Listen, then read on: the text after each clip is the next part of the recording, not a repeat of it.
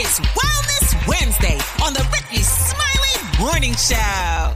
All right, y'all, Rickey Smiley Morning Show every Wednesday on the Rickey Smiley Morning Show. Listen, it's Wellness Wednesday. We got the one and only Dr. MJ Collier is back with an update from the medical community, and he's also going to be answering your general medical questions. Dr. Collier, what's up, man? Good morning. Good morning, Rickey Smiley, and thank you so much once again for allowing me to bring medical information to the listeners of the Rickey Smiley Morning Show.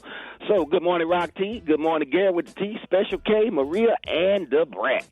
So, listen, Rickey, this is Women's Health Month. March has been designated that. And, you know, they have this thing called the Red Dress Campaign for cardiovascular disease in women. But we're going to talk about women in general because we want to celebrate those ladies. Women in the family are usually the medical patriarchs. They make almost all medical decisions, including who goes to the doctor, when they go, immunizations for children, and doctor's appointments for the spouses. And oftentimes, as they become more middle-aged, taking care of their parents as well. They spend so much time caring for others that they rarely take care of themselves.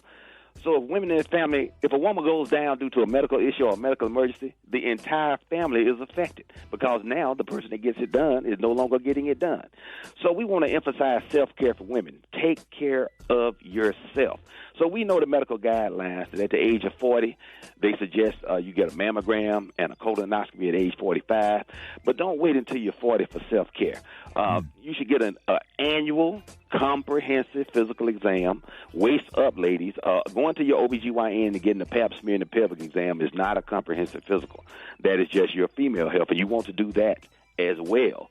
And relate your annual physical to a milestone that you'll remember, like your birthday or your wedding anniversary or some other event in your life. So you'll say, okay, it's that time of year, time for me to go get my physical. And when you go, don't compromise. When I say comprehensive, I mean full, get undressed, get a full evaluation, including a breast exam, blood work that includes a full lipid panel, total cholesterol, that's the HDL, the good cholesterol, the LDL, the bad cholesterol, and the triglycerides, a full thyroid panel, a comprehensive blood count, and a comprehensive metabolic panel, which checks your kidney function, your liver function, and your electrolytes. And if you have a family history of cardiovascular disease, get an EKG as well, particularly if that disease is in a parent or a sibling. And don't forget the spiritual and mental health. Establish a good relationship with a church or some other place where you can get your spirituality on, and partner or pray regularly or meditate. Give yourself a spa day on the regular, maybe once a month minimum, and decrease time spent on social media. People waste a lot of time and get so stressed out about social media. This is a real phenomenon now, Rickey. Decrease all your life stressors. If your spouse is stressing you out, it might be time to make a change. If your children are stressing you out, you need to make some changes, make some discipline issues or whatever it takes to get those children in line. And if you are not happy in your workplace, guess what? Change jobs. You don't have to stay in a workplace. You heard that? Say that again. Gary, hold on, Dr. Collier. Yeah. Hold on, Gary. Say that one again. Say that one later. If you are stressed out in your workplace, change jobs. Don't stay in a toxic work environment that you're not happy in, the people you're working with are not happy in, and you don't want to be there. It's always obvious that is the case, and so you need to make some changes in your life. There's never too late to do that. Well, won't the person that's doing the stressing change jobs? Okay. And who might changes? Who might that that? Wait, hold on. Who might that be? The person's name on the marquee. Okay, we're talking about ladies' health. Ladies, we want you to live a long and happy life. Be like Ginger Rogers. Always dance and dress to enjoy life. We want you, again, we are so dependent on the ladies, the matriarchs of the family, conscientiously taking care of everybody's health. Take care of yourself, ladies. Let's go to the phone. I would change y'all. I'd have to sit up and look at you every day, sir, with all them bad clothes from the markdown. Where did we get that shirt from, Brett? Neiman Marcus markdown? Even though we got to talk to that lady, but we just had a check right here, honey. I would be happy. Let's go to the phone. Rickey Smiley Morning Show. Good morning. Yes, hi. My name is Shawana. I'm calling from Pensacola, Florida. I want to know, I have cardiac arrest within 6 months. I just want to know how long and how many days can I work out, just where, I know it's working.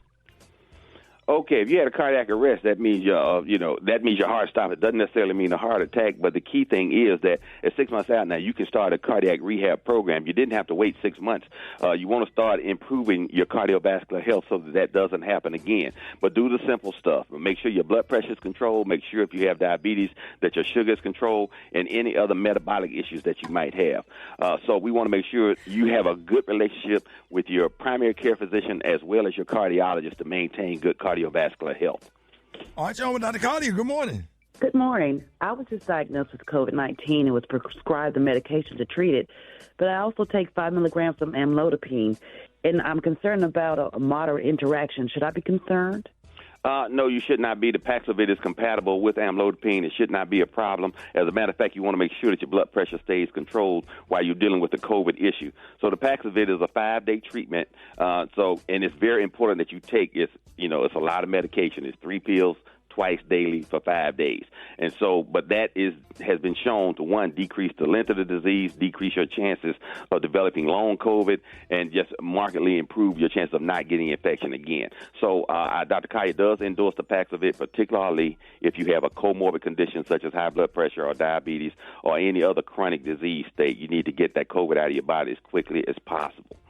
All right, y'all, with Dr. Carly, good morning. I went to my PCP recently and have fluid in my ears, and she recommended Flonase and Benadryl to dry up the fluid. But I have this wind sound blowing in my ears, and it's impacting my hearing. Is there anything else I can do before going to an ENT?